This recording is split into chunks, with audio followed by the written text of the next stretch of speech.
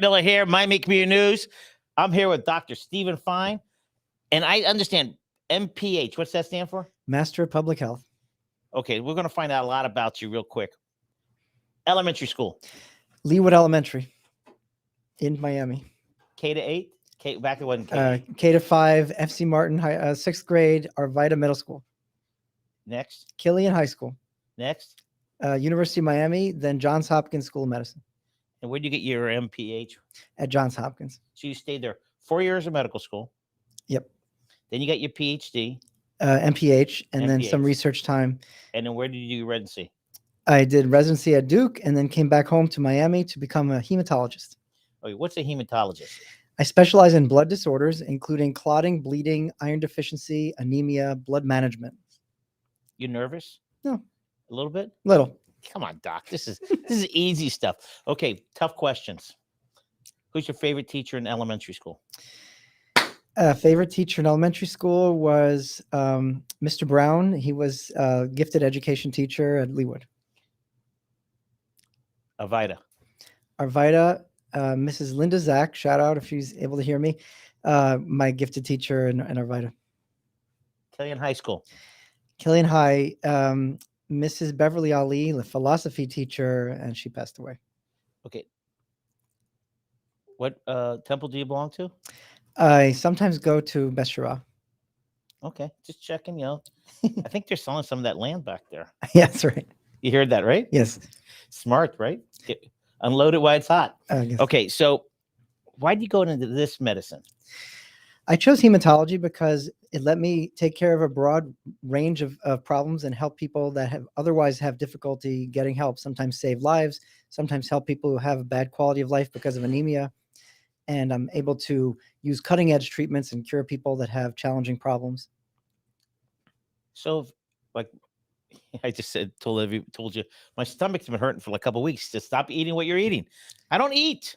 Well, not true. Got to investigate that. Yeah, right. I don't count pizza at 11 o'clock at night as eating.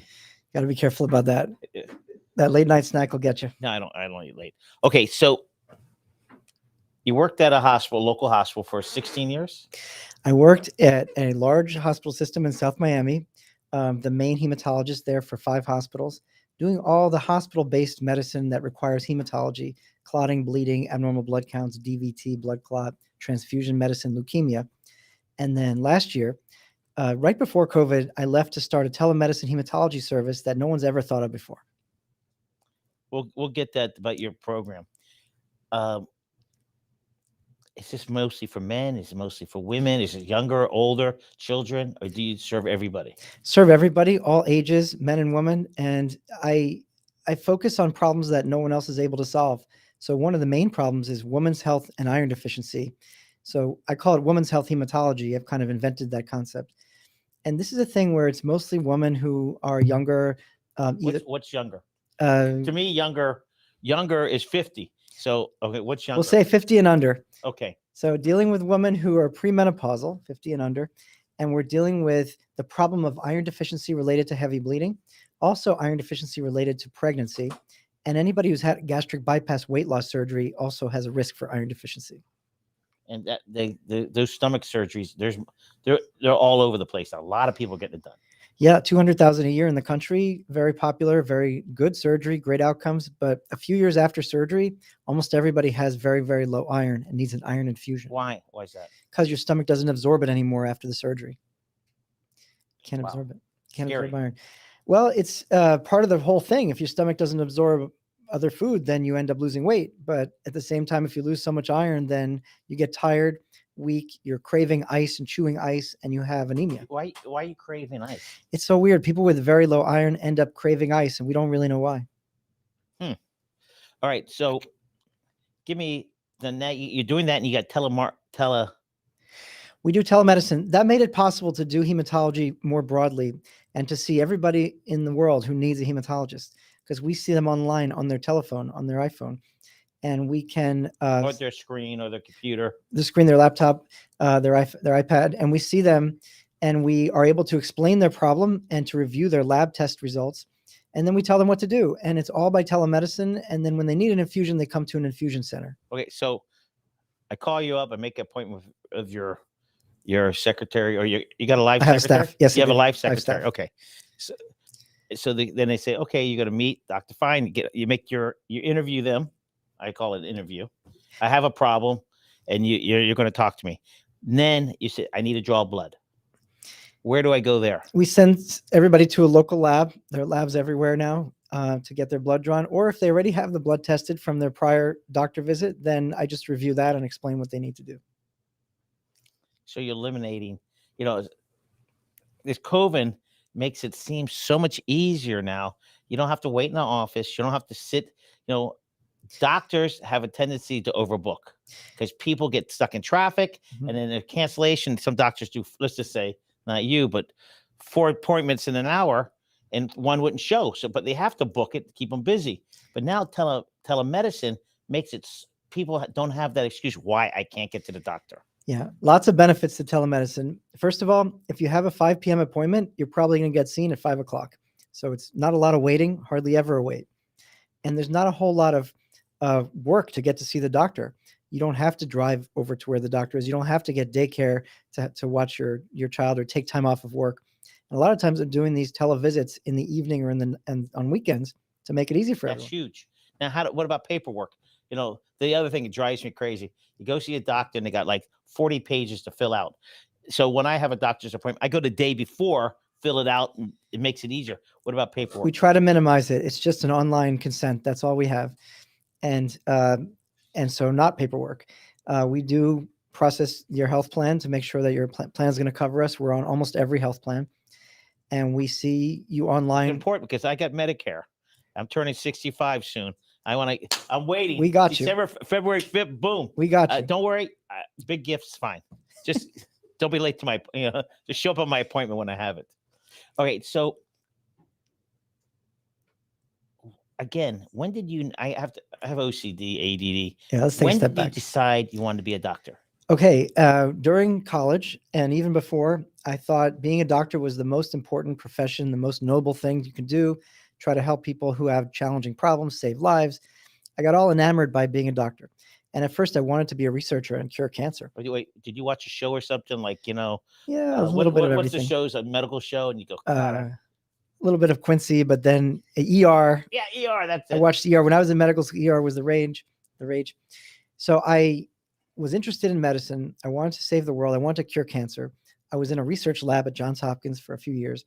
And I was focused on trying to cure cancer. I realized it was a much harder challenge than I was going to solve myself. And I decided to do something else where I can make a big impact, like I call it a public health impact. So I started taking on the Hematology Challenges. The first one was to identify and treat everybody with leukemia to try to cure people. Second thing, we deal with a problem called heparin-induced thrombosis, where we try to avoid extra heparin use and try to help people avoid the life-threatening condition called HIT, special problem. And the third thing is to deal with this thing I call women's health hematology, where we're giving iron to every woman who needs iron. That's and what percentage of women need it? 25% of all women under about 50 need iron infusions to help them feel better and have better blood When counts. did that start? Was it 10 years ago, 20 years ago? When did doctors realize women need that? It's been appreciated for a long time, but only the past 10 years has it been this easy to do because the treatments were not Is it covered under available. insurance? It's all covered under health plans. Yeah. That's the first $1 million question. question. Yeah. Your parents, are they in the medical field? No, I was the only one in my family. Parents were business type people. And my mother was a teacher. Where? My mother was a teacher at Holy Cross Academy that became Archimedean Academy. And then that changed. And now it's still Archimedean. Archimedean? Oh, it was Holy Cross. It was Holy Cross. No, they changed for a reason. Yeah. Yeah. That's between us. She was the only Jewish teacher at Holy Cross for a while.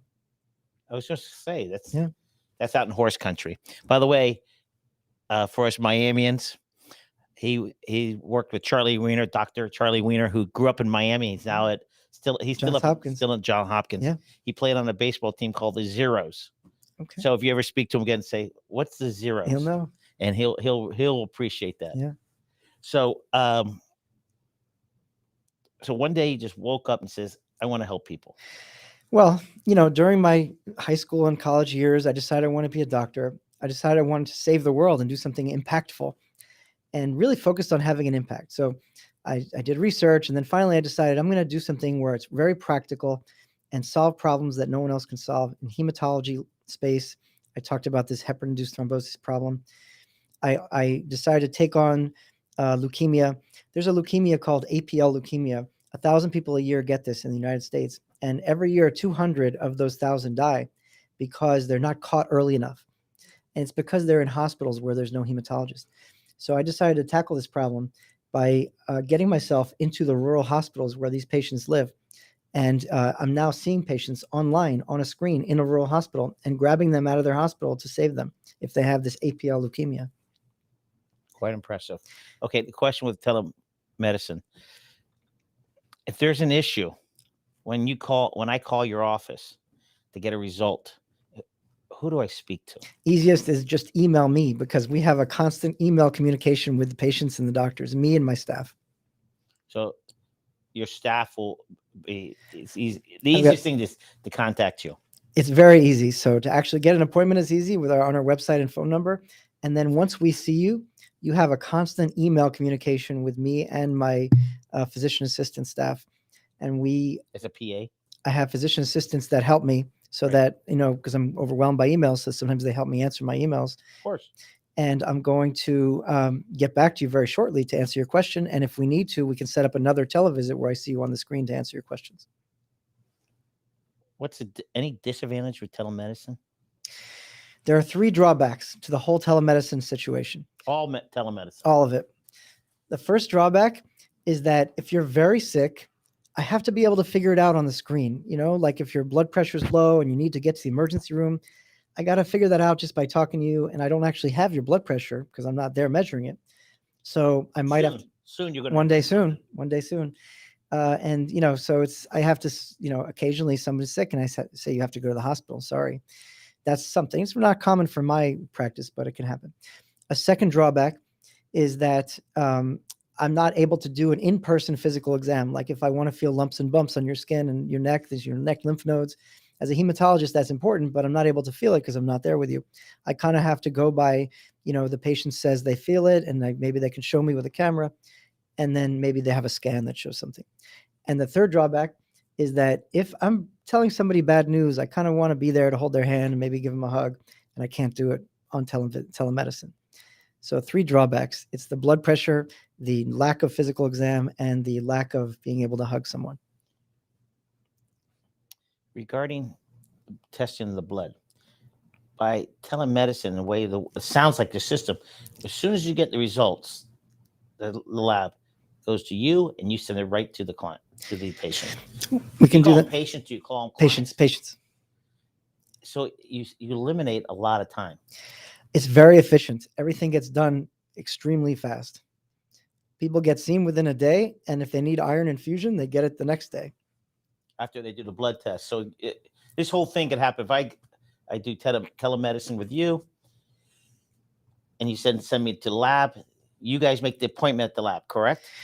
We can help make the appointment, or the patient sometimes will just walk into a lab. Oh, it's that easy. Some labs are good. It can be like that. Or if they already have their lab test results, then I interpret it and set up their treatment right away. So hypothetically, if I have an appointment on Monday with you, I could walk over to a lab, have an appointment, because labs, they're within a few days, I'm going to get my results and what to do. Yeah. We'll be either communicating by emails, or if we need to see you to talk about it, we'll tell you we'll see you on the screen.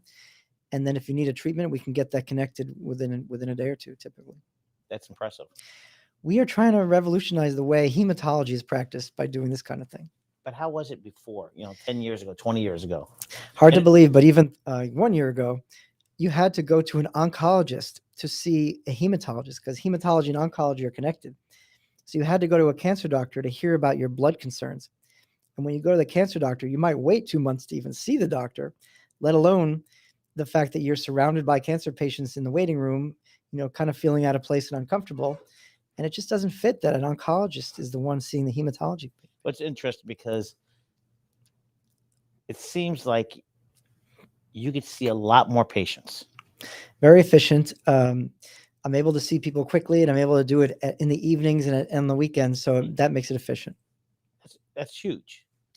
Is it you alone, or do you have other doctors? I've got a staff of advanced practice providers, physician assistants, and nurse practitioners. We all see patients. So if I can't 9 to 5, you do evenings, you do weekends.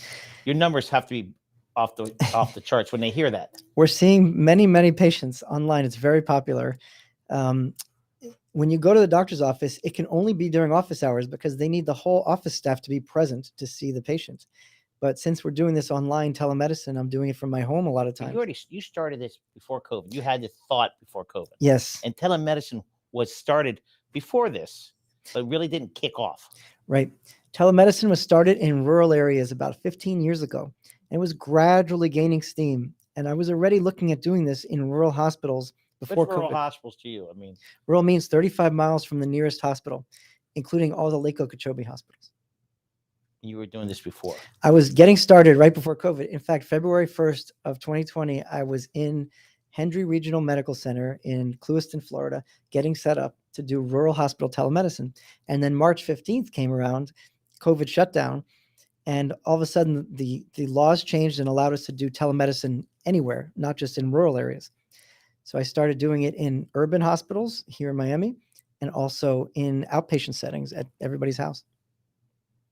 Wow. Okay, I gotta ask, favorite in residency, who was your favorite doctor?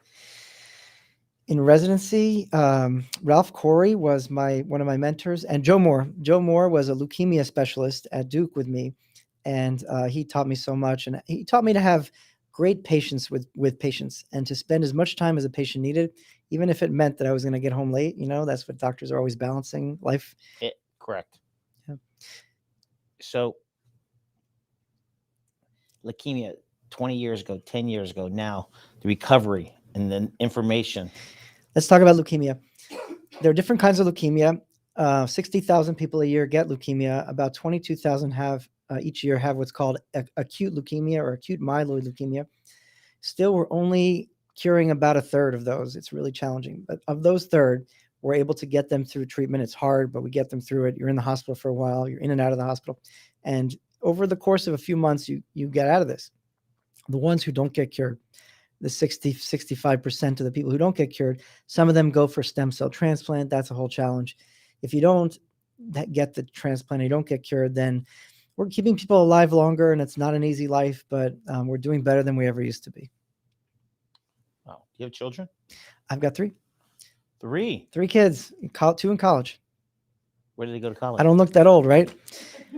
I've got one. I know. Now we know why you're working so hard. We're gonna Where did they go to school? My kids all went to Palmetto High School, and one went to Harvard. He's a senior.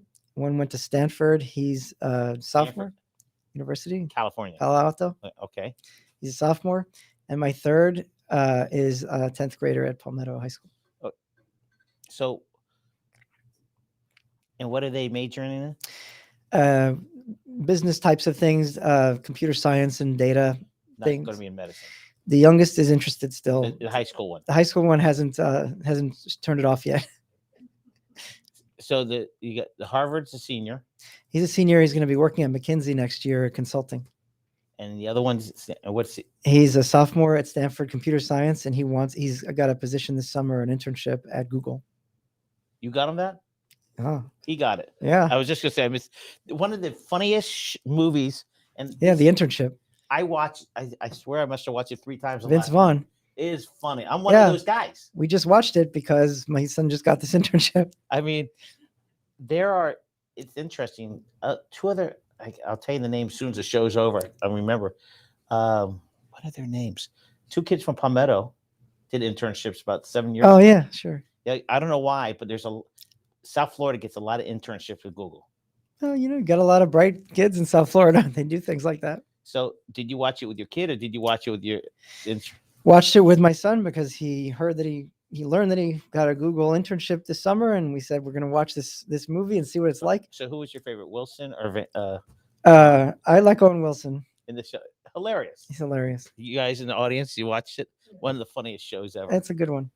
So quite impressive. So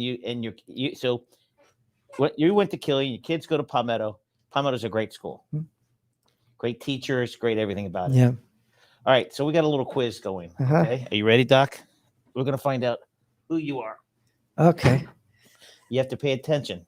This is not medicine, and you got to answer quickly. All right. Like telemedicine, you got to do quick.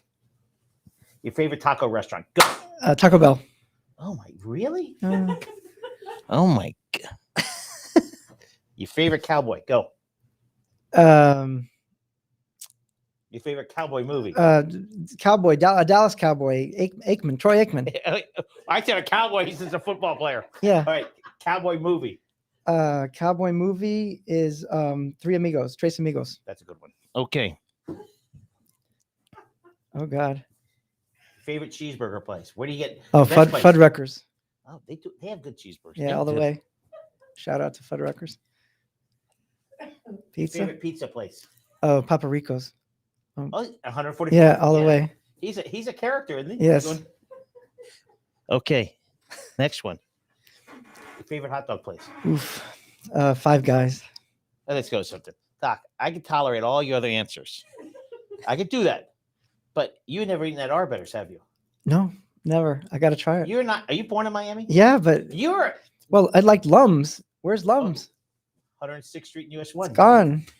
Arbiters, there's 1,200 hot dogs a day. Oh, gosh, I got to. And if you go there, you have to order the Grant Miller dog. There's a dog named after. All right.